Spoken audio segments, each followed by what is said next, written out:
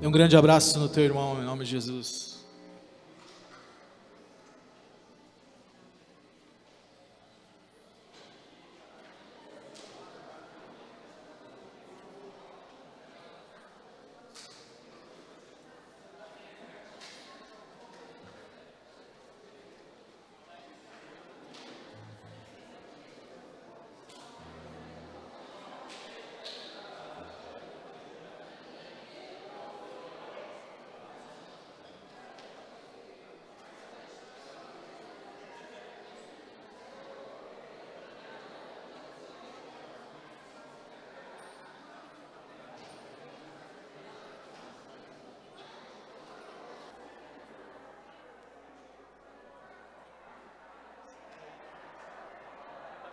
Tá bom, desculpa, Nando, obrigado.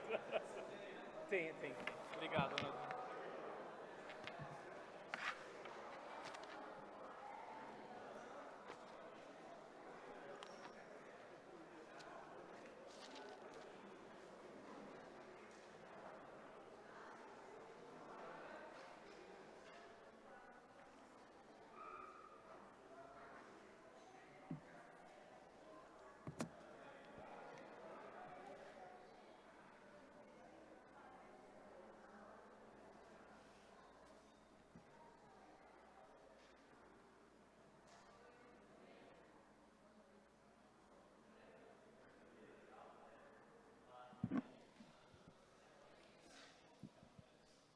Boa noite, igreja.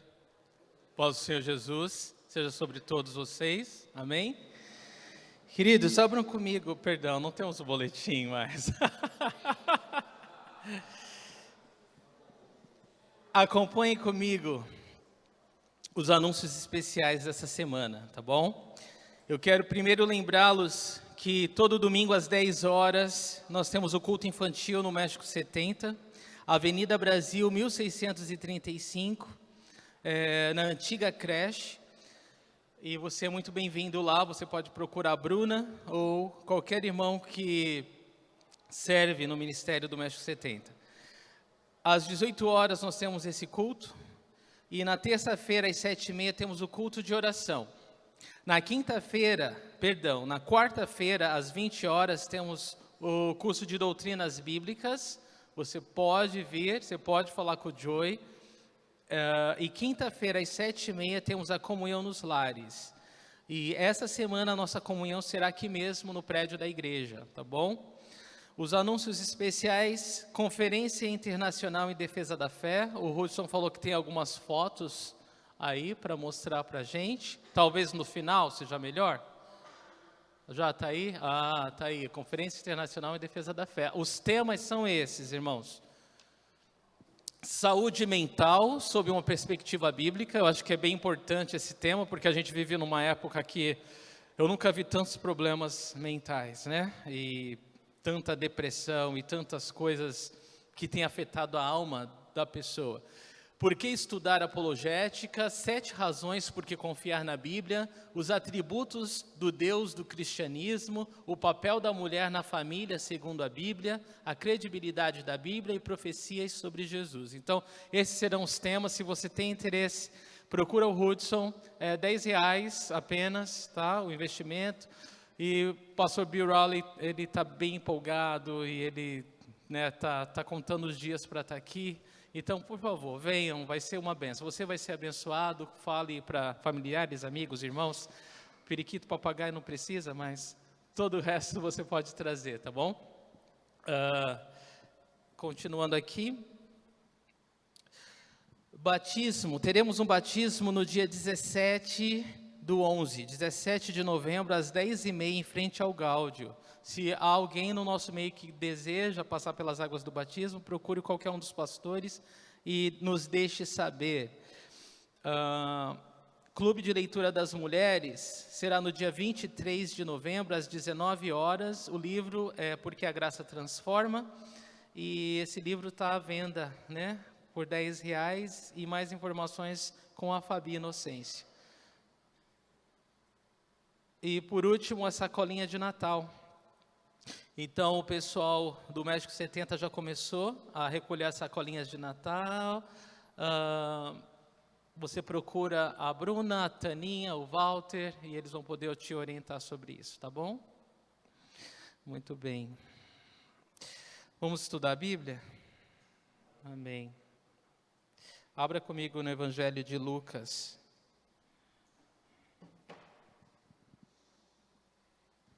Lucas capítulo 9, versículos de 1 a 11. Chequem os celulares. Tenho certeza que estão desligados.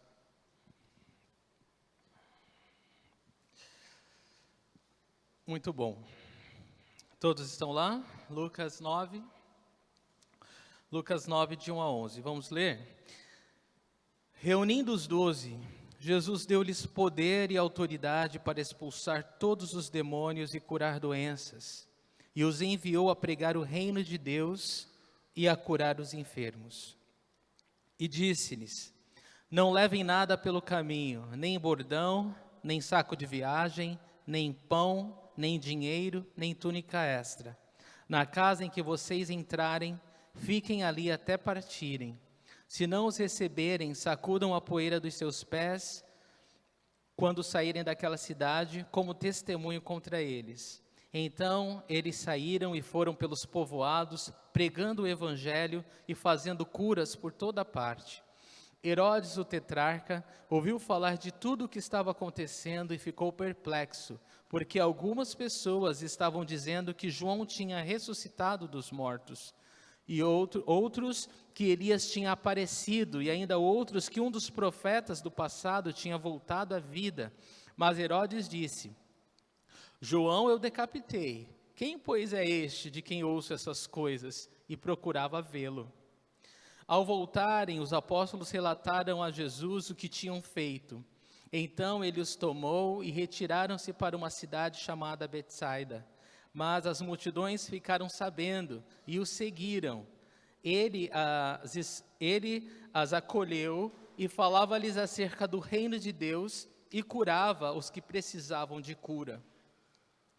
Vamos orar. Senhor, obrigado porque a Tua palavra, ela nunca volta vazia e sempre cumpre o propósito pelo qual o Senhor a enviou. A Tua palavra, ela é poderosa por si só. E Deus, nós oramos pedindo, Senhor, na expectativa de que o Senhor fará, Deus, maravilhas essa noite através do poder da Tua palavra. Senhor, nós abrimos nosso coração, pedimos, ó Deus, que o Senhor abra o nosso entendimento, o Senhor nos dê graça para receber a Tua palavra como em boa terra, para que ela possa produzir uma mudança, Senhor, sobrenatural em nós, mudar a nossa mente, renovar a nossa mente, Senhor, transformar os nossos pensamentos e assim também as nossas atitudes. Nós precisamos de Ti, Senhor, sem Ti nada podemos fazer. Então nós pedimos, toma a direção nesse culto, Senhor, fala aos nossos corações, e nos permita sair daqui, todos nós transformados, Senhor, Te amando mais, ó Deus, desejoso de caminhar ainda mais perto de Ti, Senhor. Eu oro, Pai, e Te agradeço, em nome do Senhor Jesus Cristo. Amém.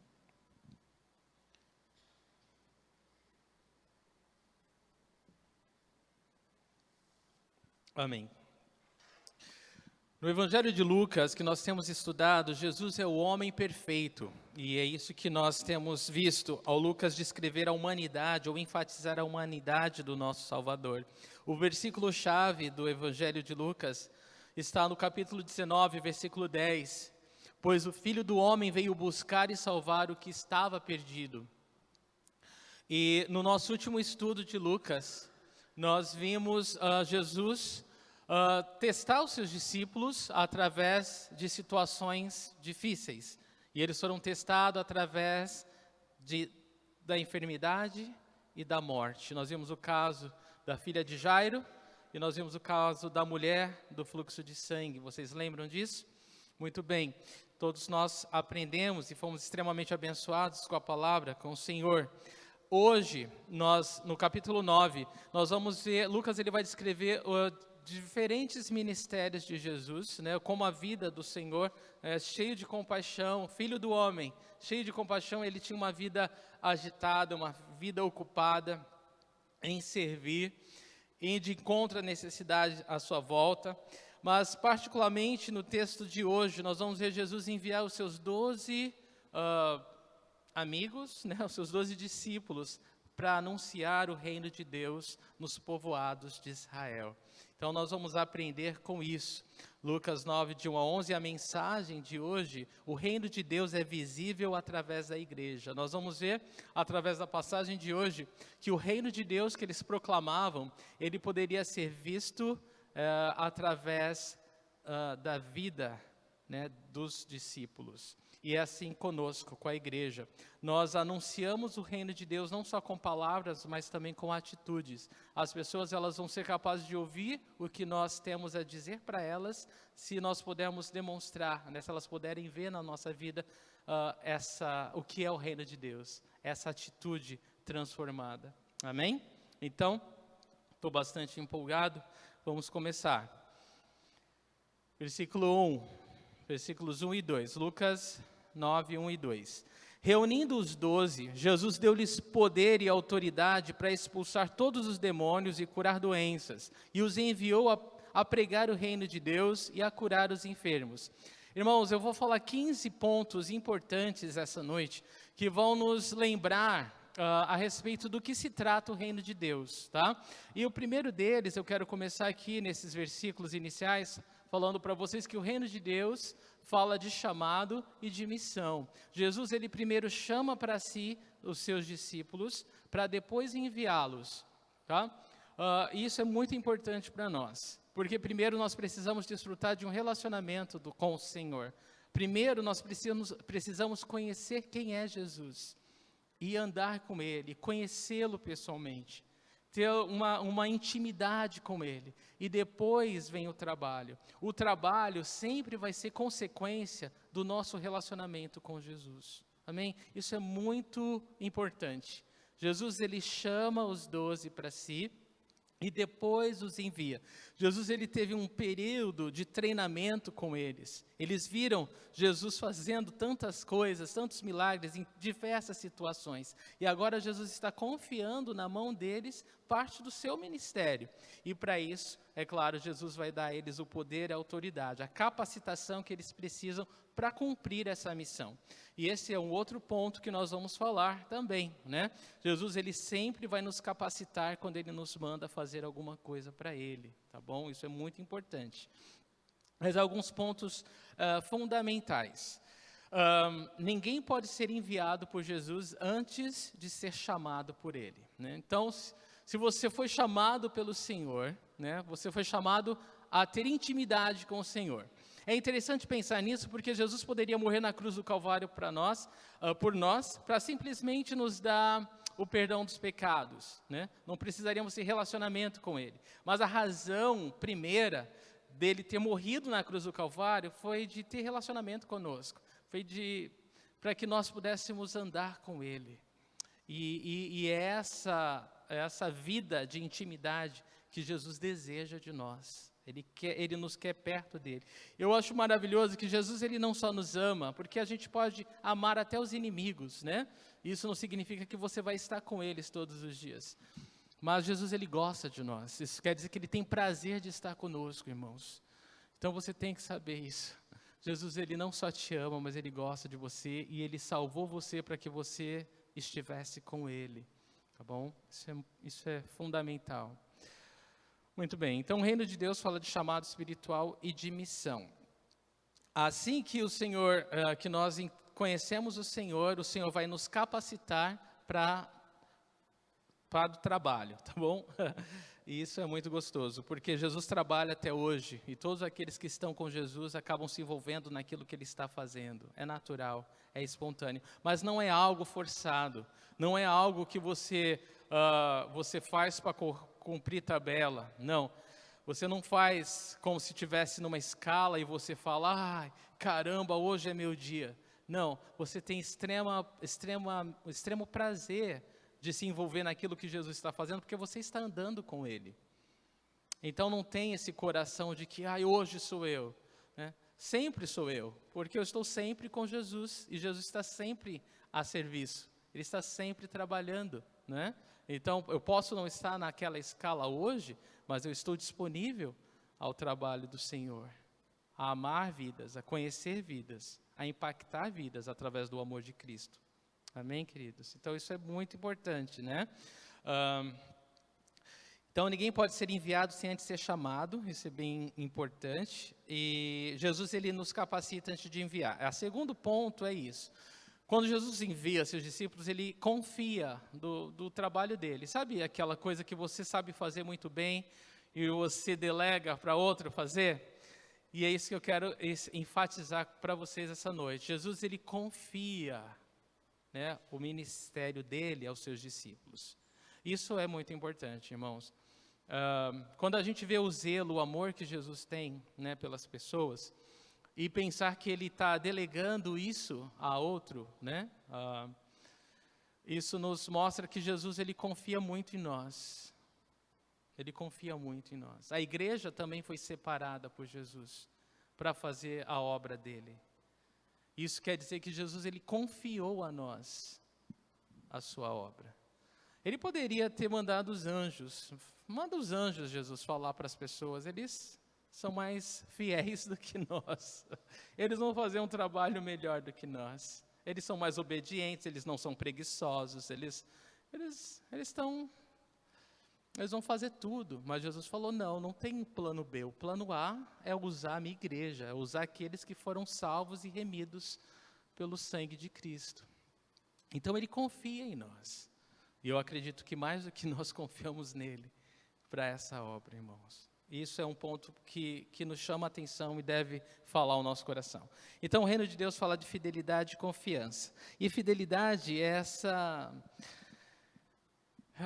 o que a palavra de Deus fala que se requer daqueles que Deus envia, daquele que Deus chama. A palavra de Deus fala que requer desses encarregados fidelidade. Deus, ele requer fidelidade de nós.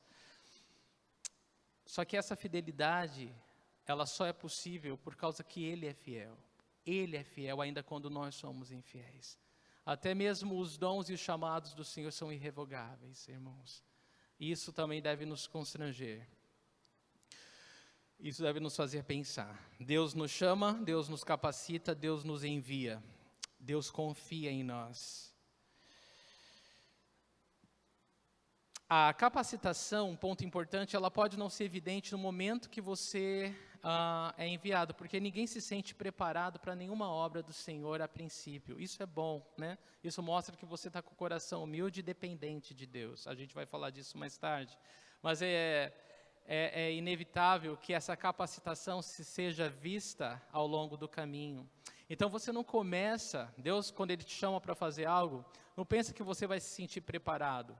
É normal não se sentir preparado, porém, eu compartilho com você, é normal que ao longo do caminho você sinta a capacitação do Senhor vindo. Alguém disse, mas onde que está na Bíblia que Deus, ele não chama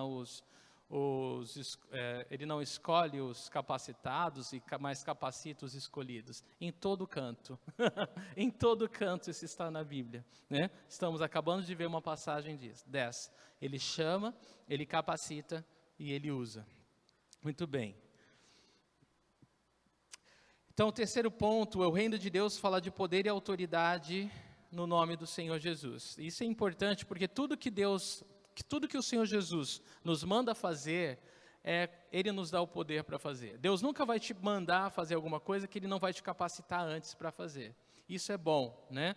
Tudo que Deus fala ao teu coração que você deve fazer, você pode se alegrar e fazer, porque Deus, ele vai te dar o poder para fazer. E isso é o reino de Deus, é poder e autoridade no nome de Jesus. Em Mateus 16, 19, é um versículo que eu gosto muito, que diz o seguinte: eu lhe darei as chaves do reino dos céus. O que você ligar na terra terá sido ligado nos céus, e o que você desligar na terra terá sido desligado nos céus. Jesus, ele fala isso a Pedro e aos discípulos, quando Pedro fala, tu és o Cristo, filho do Deus vivo. E ele fala, olha, não foi carne ou sangue que te revelou isso daí, foi meu Pai. Então, sob essa afirmação, eu vou edificar a minha igreja e as portas do Hades, as portas do inferno não prevalecerão contra ela. Então, porque Jesus, né, é o nosso fundamento, nós temos o poder e a autoridade no nome dEle, irmãos, as portas do inferno não podem prevalecer contra as nossas vidas. Isso não significa que elas vão nos atacar. É o contrário, significa que nós vamos avançar em fé contra as portas do inferno. E os cativos vão ser libertos. E é isso que, esse é o poder e autoridade que há no nome de Jesus.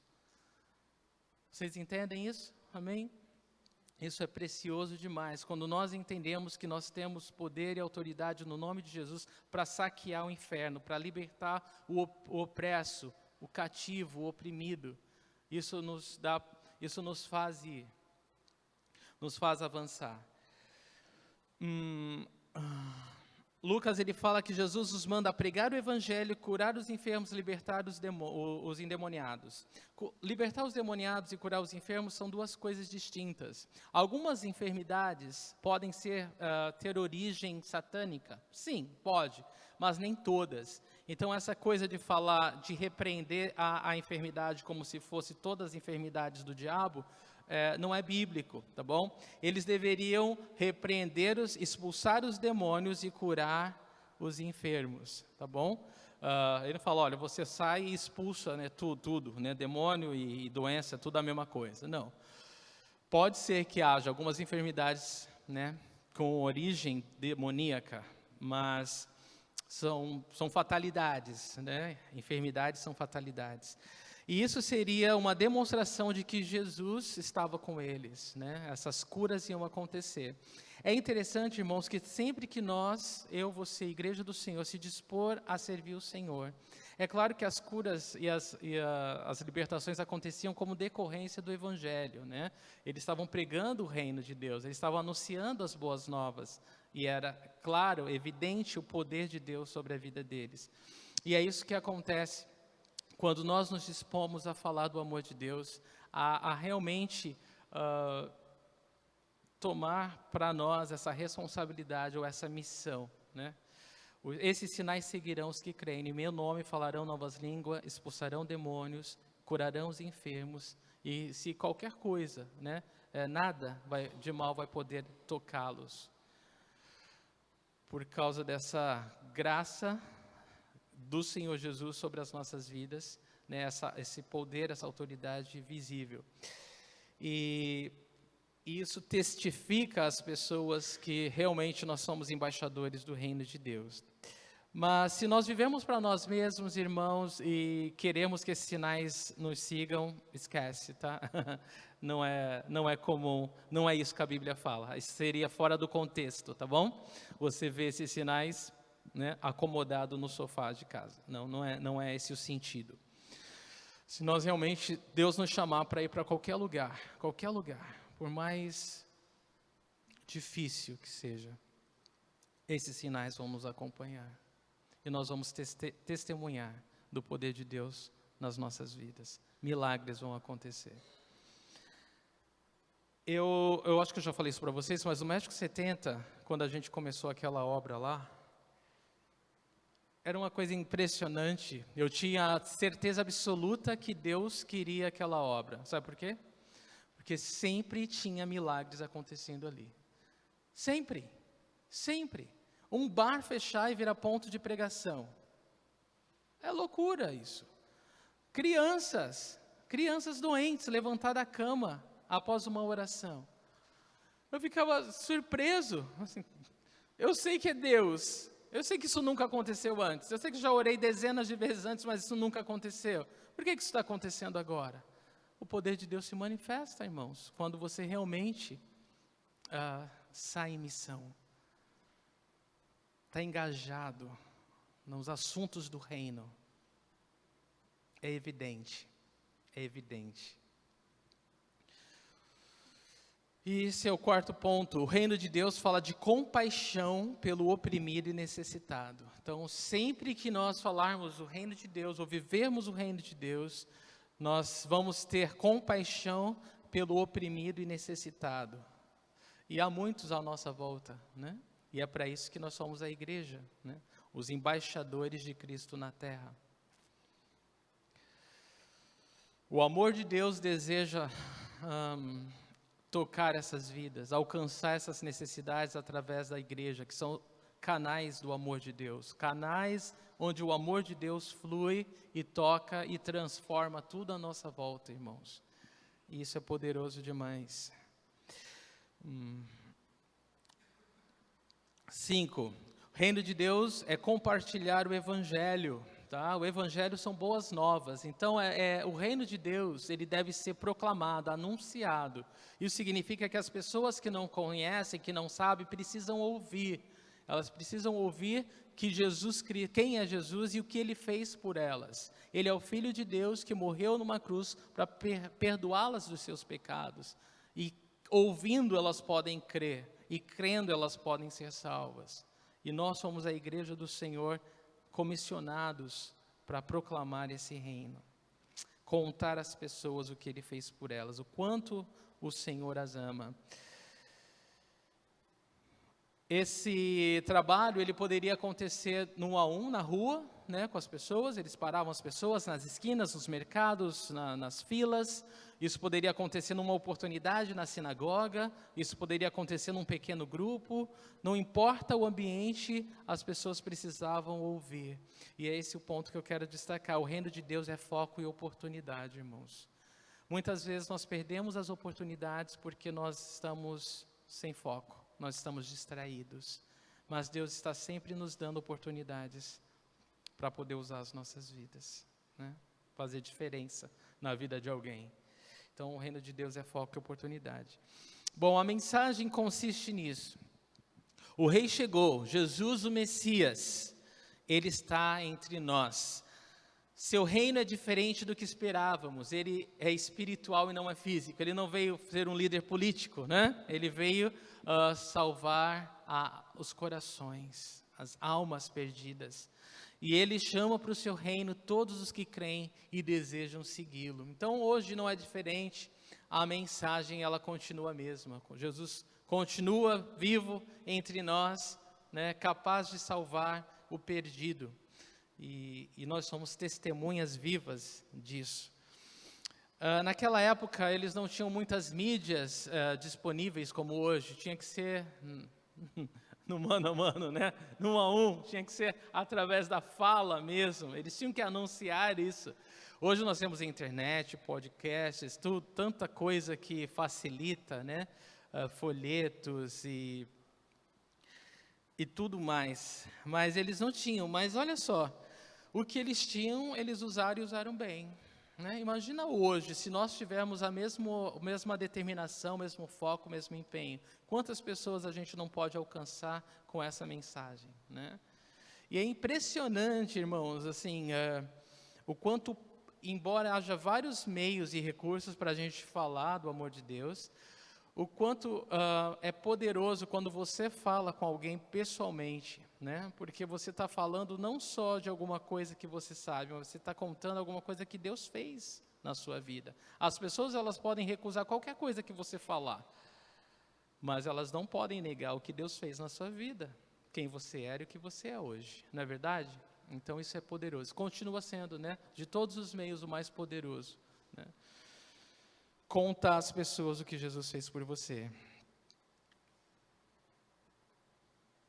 Muito bem. Versículo 3. E disse-lhes, não levem nada pelo caminho, nem bordão, nem saco de viagem, nem pão, nem dinheiro, nem túnica extra. Então Jesus deu umas instruções. Eles deveriam ir anunciar o reino de Deus, curar os enfermos, libertar os endemoniados e não levar nada. Eles deveriam ir duplas, não deveriam levar bordão, que seria um cajado, né, ou algo para se apoiar.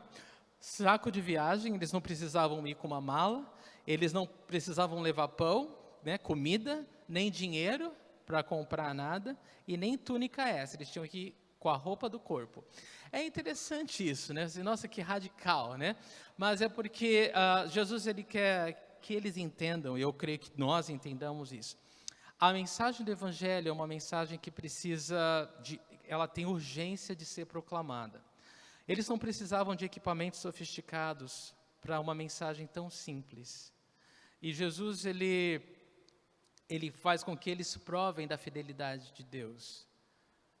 É muito fácil você se programar para uma missão onde você já pensou em tudo, onde você já tem tudo, né? Onde você não depende de Deus para nada. essa missão parece que não é nem de Deus, ela é sua. É a sua missão. E a gente precisa aprender com Jesus alguma coisa aqui. A gente precisa aprender a confiar que a missão é dele. E que os recursos vêm dele.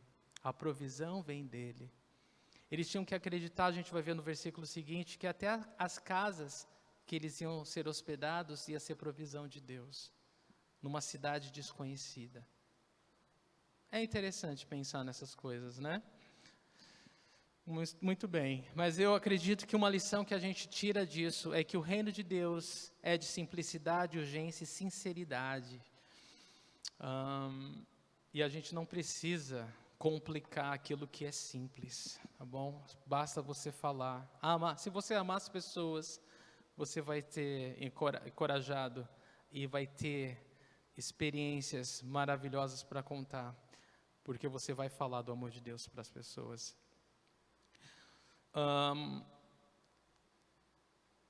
E é isso, gente. Olha, o reino de Deus é o ponto 7, é sobre Jesus e não eu.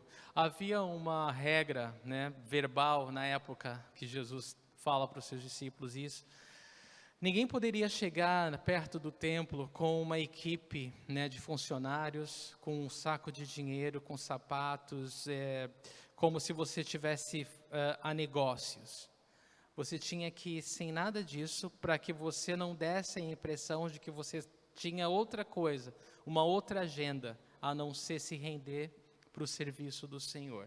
É interessante pensar nesse costume da época, porque muitas vezes nós invertemos as coisas hoje. Nós não queremos nos aproximar do Senhor porque queremos estar a serviço dEle. Eu acredito que muitas vezes nós queremos trazer para o Senhor as coisas que a gente quer que Ele se envolva. Então a gente traz para Ele, eu quero que você se envolva nessa área da minha vida e naquela área, e que o Senhor faça isso para mim e aquilo para o outro, e a gente inverte os papéis, a gente vem para dar ordem para Deus de como Ele, como um servo, pode nos servir melhor. E isso é errado, extremamente errado. Nós temos que vir rendidos, nós temos que vir mãos para o alto e falar: Senhor, eis-nos aqui, eis-me aqui, faz de mim o que o Senhor quiser, usa-me como o Senhor quiser, eu estou a teu serviço. Aí sim, aí está certo, Então é isso, o reino de Deus é sobre Jesus e não eu. Um dia nós vamos aprender isso, amém? Amém? Viajar com pouca coisa, isso significa dependência de Deus, né? Se os próprios pregadores, os discípulos que foram enviados, eles não demonstrassem a dependência que eles tinham de Deus, como eles iam esperar que as pessoas para quem eles fossem falar acreditassem em Deus, não é verdade? Então muitas vezes a gente dificulta a mensagem ou impede a mensagem de ser entendida, porque a gente esquece ou perde essa simplicidade. E o ponto 8 é esse: reino de Deus é dependência da provisão divina. Não tem como escapar disso. Reino de Deus é dependência da provisão divina. Lucas 9, versículos 4 e 5. Na casa em que vocês entrarem, fiquem ali até partirem. Se não os receberem, sacuda a poeira dos seus pés quando saírem daquela cidade como testemunho contra eles. Então eles deveriam chegar numa cidade e ficar numa casa até eles saírem daquela cidade. Eles não tinham que entrar numa casa: eu não gostei dessa casa, eu não gostei da cama, colchão muito duro, vamos trocar de casa. Não. Não gostei, eles não foram muito receptivos, a comida não é boa aqui, vamos procurar uma outra casa. Também não. Eles tinham que ficar na casa em que eles chegavam até a hora deles saírem da cidade. Eles tinham que realmente entender que tudo aquilo era um processo de Deus e que o Espírito Santo estava guiando eles, e eles estavam sendo tratados por Deus através de todas essas dificuldades, ou qualquer situação que aparecesse. Será que a gente faz isso hoje, gente? Será que a gente encara as dificuldades como uma disciplina de Deus, uma direção de Deus, algo que Deus quer tratar? Ou a gente ainda é aquele que quer mudar tudo à nossa volta, tudo que não agrada a gente, como se todo mundo tivesse um problema, porque nós temos problema com todas as coisas, e com todo mundo também. É para se pensar nisso, né? É para se pensar. E aí Jesus fala que, olha, se não receberem na cidade, vocês quando saírem, sacudam a poeira dos pés. Esse era um hábito também dos judeus, quando eles passavam por uma cidade gentia, né, que não era de Israel, eles tinham que sacudir o pé, a poeira do pé, porque era uma expressão de como eles quisessem dizer, eu não tenho nada a ver com essa cidade, né? Eu não tenho nada a ver com o paganismo ou com o mundanismo dessa cidade. Eu estou separado para Deus. Em outras palavras, Jesus está falando para eles assim, olha, na cidade judaica que vocês entrarem, eles não receberem vocês, tratem-nas como uma cidade de gentios. Tratem como uma cidade de pagãos, né? De pessoas que não querem nada a ver com Deus. Em outras palavras, era isso que Jesus estava falando para eles. Versículo 6. Então eles saíram e foram pelos povoados, pregando o evangelho, fazendo curas por toda parte. Então, eles saíram e eu penso que até Judas, gente, expulsou demônios, até Judas curou enfermos. Não é interessante? Por quê? Porque Jesus deu poder e autoridade para os 12. Era Jesus, era o poder de Jesus, não tinha nada a ver com eles. E às vezes a gente pensa que qualquer coisa que a gente faz é porque a gente é bom, né? Porque a gente é o máximo, né? Mas não, é tudo a graça de Deus através de nós. Dom é graça de Deus através da nossa vida, seja ele qual for. A obra é de Deus, né? É um privilégio que nós temos ser incluídos por Deus na obra dele. Não é Deus que precisa da gente, né? Somos nós que precisamos dele, e é tudo graça de Deus. Isso é muito importante. Então eles saíram, fizeram o que Jesus mandou eles fazerem, e muitas coisas maravilhosas aconteceram, né? Deus se manifestou grandemente. E a palavra para pregar aqui, gente, é como um arauto de um rei, aquele porta-voz que vai à frente do rei anunciando, ó, o rei está vindo, atenção, preparem-se, recebam o rei. E eles tinham que anunciar, pregar o evangelho é isso, é você anunciar, né, a vinda do rei, né? Jesus, ele veio e aí ele vai voltar para nos buscar. Então nós temos esse chamado, né, esse dever de proclamar o reino de Deus, porque ele vai voltar, está voltando. E você sabe o que significa evangelho? Evangelho significa boas novas. Então eles tinham que proclamar, anunciar as boas notícias. Qual é a boa notícia? O rei está entre nós, né? Ele veio nos salvar. Muito bom. É claro, irmãos, que os milagres desses discípulos, eles testificavam, né, era uma prova de que as pessoas deveriam ouvir a mensagem. Mas hoje, não são os milagres que são a prova, a palavra de Deus é evidência. Se nós não vivermos, né, à luz da palavra de Deus, isso não quer dizer nada, e eu quero mostrar para vocês. Primeiro ponto 9 é isso, reino de Deus é fundamentado na palavra de Deus. Você lembra o que Jesus disse em Mateus 7, de 22 a 23? Muitos me dirão naquele dia, Senhor, Senhor, não profetizamos em Teu nome não expulsamos demônios e não realizamos muitos milagres? Então eu lhes direi claramente, nunca os conheci, afastem-se de mim vocês que praticam o mal. Então, milagres, irmãos, expulsar demônios, essas coisas não são evidência de que Deus está naquilo, tá? A gente sabe que Satanás, ele pode se disfarçar em anjo de luz. A gente vê que o anticristo, ele vai fazer sinais e maravilhas, né? Então, a pessoa que está focada em sinais e maravilhas, em milagres, ela pode perder facilmente o principal, que é a palavra de Deus, que tem poder de transformar uma alma, uma vida, e transportar essa pessoa do inferno para o céu, tá bom? Então, a palavra de Deus, ela vai ser sempre o mais importante de tudo. O mais importante que esses discípulos estavam fazendo não eram os milagres, mas era anunciar o reino de Deus, né? Pregar a palavra de Deus. Versículos de 7 a 9. Herodes, o tetrarca, ouviu falar de tudo o que estava acontecendo e ficou perplexo, porque algumas pessoas estavam dizendo que João tinha ressuscitado dos mortos, outros que Elias tinha aparecido e ainda outros que um dos profetas do passado tinha voltado à vida. Mas Herodes disse, João eu decapitei, quem pois é este de quem ouço essas coisas? E procurava vê-lo. Esse Herodes, Herodes, o tetrarca, o governante da quarta parte de uma região, ele é Herodes Antipas, filho de Herodes o Grande, tá? E ele foi quem decapitou João Batista, porque João confrontou o pecado dele, ele estava dormindo com a irmã do irmão, com a esposa do irmão, perdão. E aí João Batista confrontou ele e ele decapitou João. Então ele estava com a consciência pesada, ele estava com medo, porque ele estava ouvindo que esses milagres estavam acontecendo. E ele estava preocupado, ele queria saber quem era esse Jesus. Porque ele falou, bom, João eu decapitei, João não fazia milagre, será que ele voltou mais poderoso dos mortos?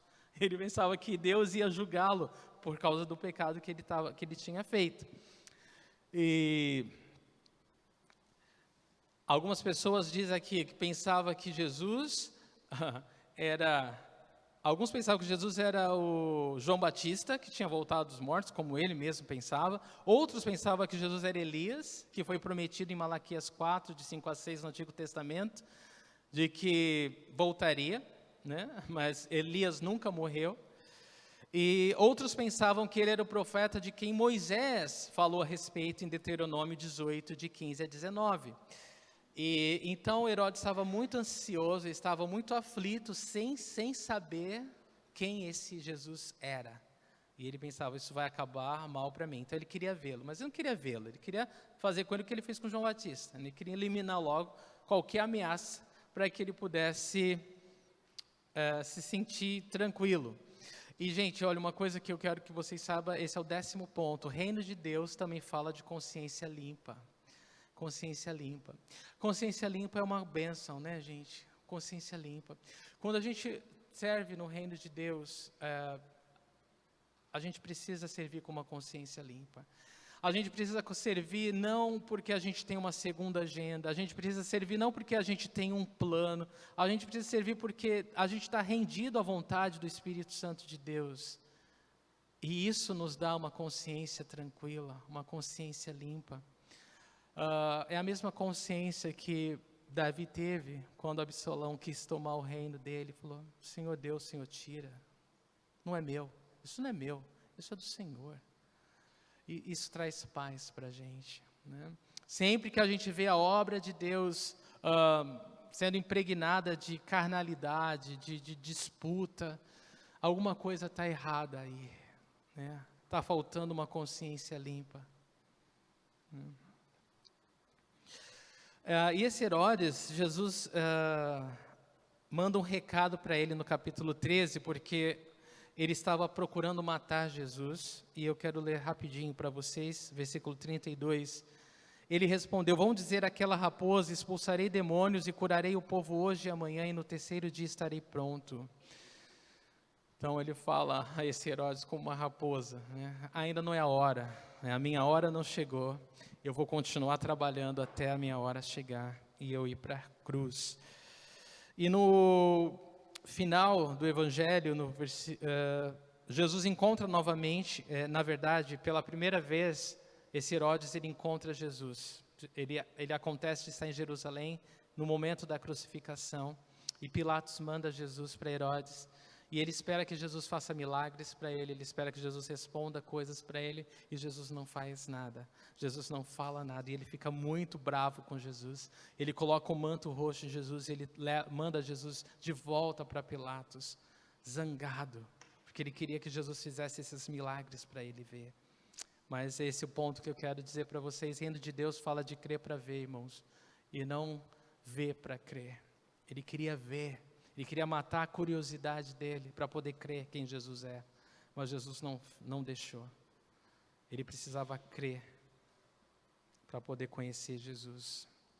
Não tem como conhecermos Jesus sem crermos nele antes, é impossível. Lucas 9, versículo 10. Ao voltarem, os apóstolos relataram a Jesus o que tinham feito. Então ele os tomou consigo e retiraram-se para uma cidade chamada Betsaida. Então, na volta, os apóstolos contaram, eles saíram como discípulos, aprendizes, e voltaram como apóstolos, aqueles que foram enviados com uma mensagem. Isso que a palavra apóstolo significa, enviados com uma mensagem, ou representantes daquele que os enviou. Nós, a Igreja de Cristo, nós somos esses embaixadores ou representantes do Senhor na terra. e nós temos essa incumbência de proclamar o reino de Deus e torná-lo visível através das nossas atitudes.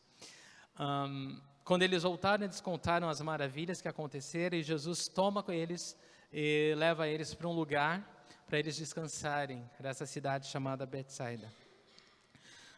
O que é importante para nós aqui, irmãos, Jesus queria saber o que aconteceu. O reino de Deus fala de cumplicidade, não dá para viver o reino de Deus sozinho.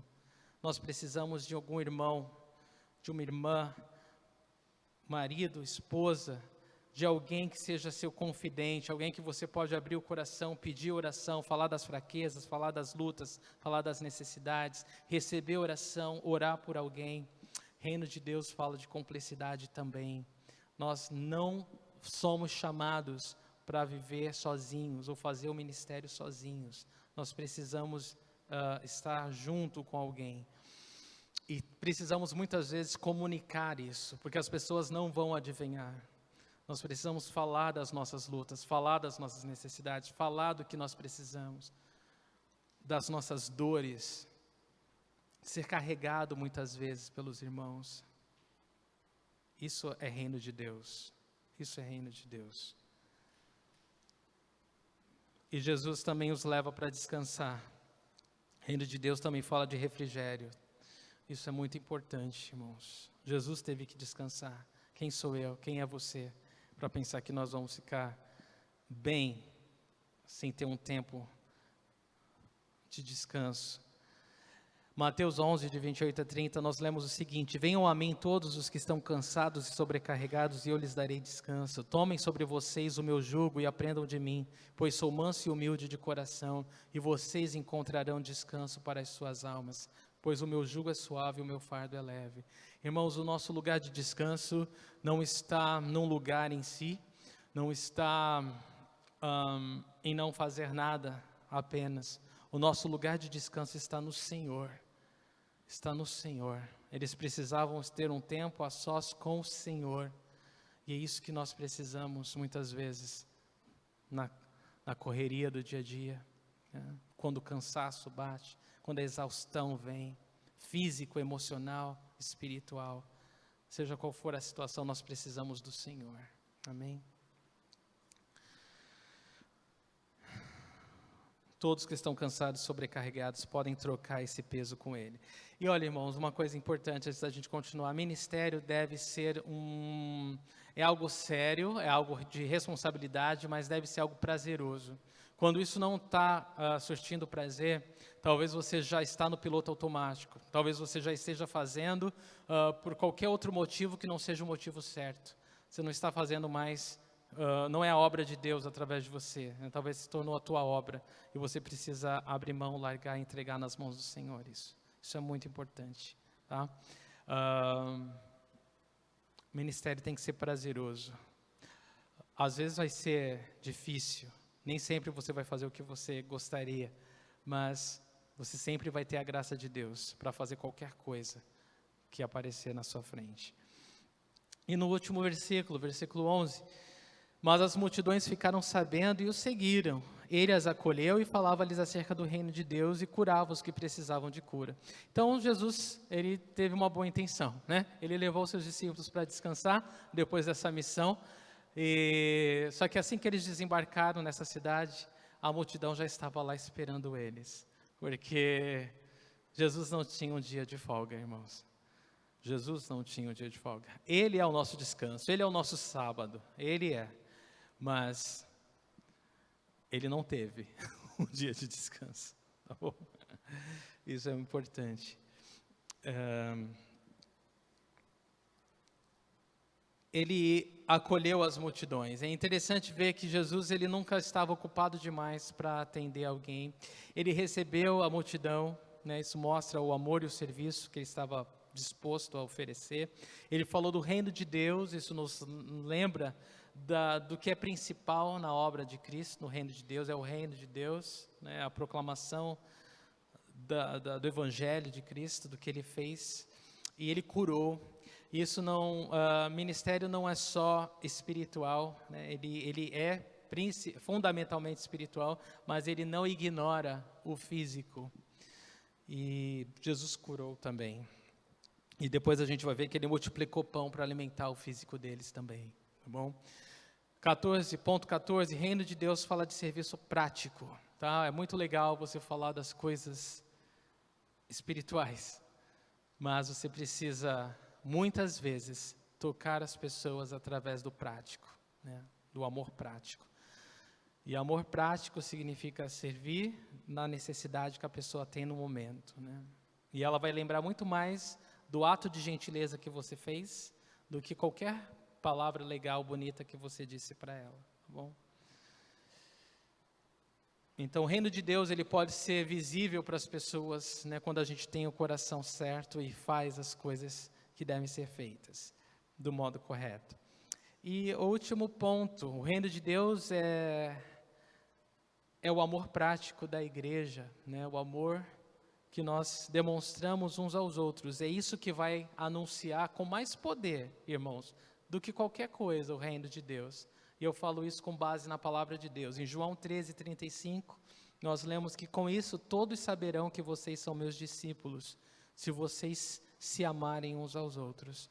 Então não vai ser nada, né, que nós vamos fazer ou demonstrar, né, o tamanho da Bíblia, ou o conhecimento que a gente tem, ou seja qual for o dom que Deus tenha te dado.